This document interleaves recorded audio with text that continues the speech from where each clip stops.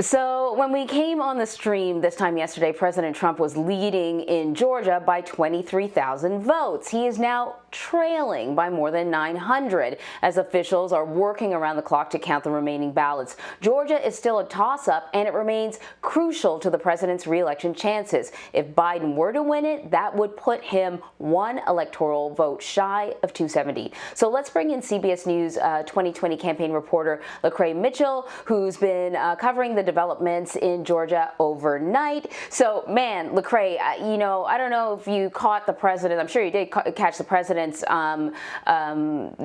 speech, or that he, talked about the state of the race, and I think he outright said that he won Georgia, but then things started changing. So, how did the margin change so dramatically since Election Day, and what do we know about the latest ballots that have been counted and the ones that have to be counted? Well, you're right, Anne-Marie. If you went to sleep last night, you saw that the president was ahead in Georgia, and by this morning, that was not the case.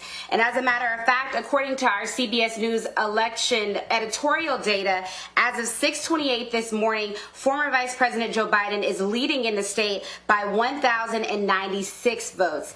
And that bump happened overnight, close to about 5 a.m. What you saw is that in Clayton County, which is a Democratic county, it is one of the counties that used to be in the congressional district of the late Congressman John Lewis. You saw there that former Vice President Biden was able to get a bump, and that pushed him over. And so what we've seen happen since Election Day, if I could go back a little bit, it's interesting that on November 4th, the day after Election Day, at one point the president was ahead of Biden by as much as 68,000 votes, and that was with 94% of the expected votes in. But what a lot of us who have been covering the state knew is that there were some outstanding counties that were really Democratic, like Fulton County, that would make a difference. And so that's what you sort of saw overnight with Clayton County, a Democratic place where the president was able to get a boost. And look, that is a place where right now he is around where Hillary Clinton was there in 2016. Hillary Clinton won Clayton County by 84%, but the difference is in the turnout. Then we saw 78,000 people cast ballots in Clayton County. Now that number is 110,000 voters, and the counts are still coming in. And so we've seen how that has played out statewide as well, and what it means for the latest in terms of ballots counted. As of last night, which was the last time we got an update from the Secretary of State's office at about 8:40 p.m., there were approximately 16,000 ballots that were outstanding. We know that that number is lower now because of the counts that have come in overnight. All right, so that's good to know. We know that a judge dismissed the Trump campaign lawsuit in Georgia on Thursday, challenging 53 absentee ballots. Like, this gives you a sense of just how tight everything is when 53 absentee ballots are, worth going to court over. So what can you tell us about, how hard there in Georgia they've been sort of working to ensure transparency, to ensure that people feel that their vote is being counted and everything that's being done is being done above board? I would say that they have been working extremely hard to do that. You've seen the Secretary of State's office hold regular pressers. They've been putting out press releases. You have the different county level boards of election holding press conferences too throughout the week. And then you have a handful of progressive groups on the ground who have also been doing their due diligence to try to keep tabs on what's happening. And I guess what I would say is, this is not surprising because Georgia is a place where in past elections, even as recent as this year, the June 9th primary was riddled with some issues. And so state officials, I would say, they've been saying that they wanted to go above and beyond to make sure that this process was transparent.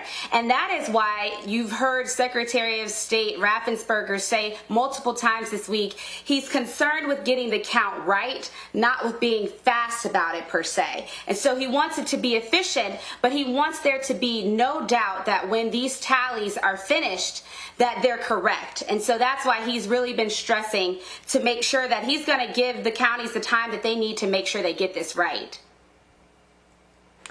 Today is the deadline for voters to cure their ballots in Georgia. What exactly is this, and what is the process, and what should voters know? So the process of curing your ballot is an absentee ballot is that there was a deficiency of some sort, and you are then notified that your ballot was not accepted as is. And curing is the process of validating it or fixing it per se.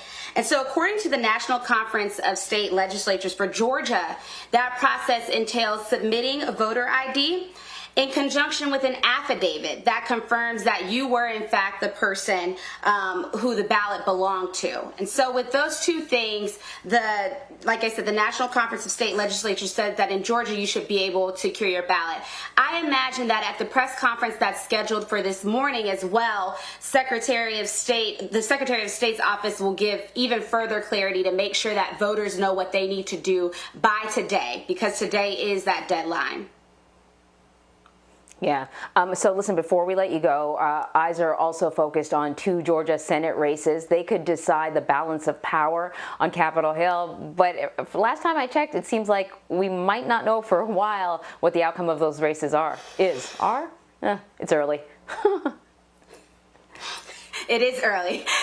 I'll tell you, folks have been saying for months, political scientists have been saying for months that the Senate races, it would not be a surprise if they went into a runoff. Right now, as it stands, I'm looking at the CBS News election editorial data, and it shows that in the first Senate race, Senator David Perdue is up right now with 49.8%, and Democratic challenger Jon Ossoff is at 47.8%.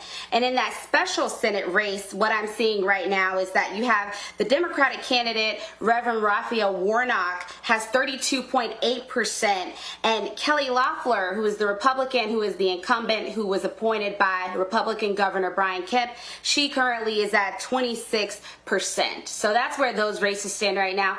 And look, as you said, these are important races because as we're looking at this state, as we're looking at how Georgia has really sort of emerged as a battleground in a way that it hasn't been in recent elections, at least certainly not for the presidential, we're going to continue to keep tabs on how this plays out down ballot as well.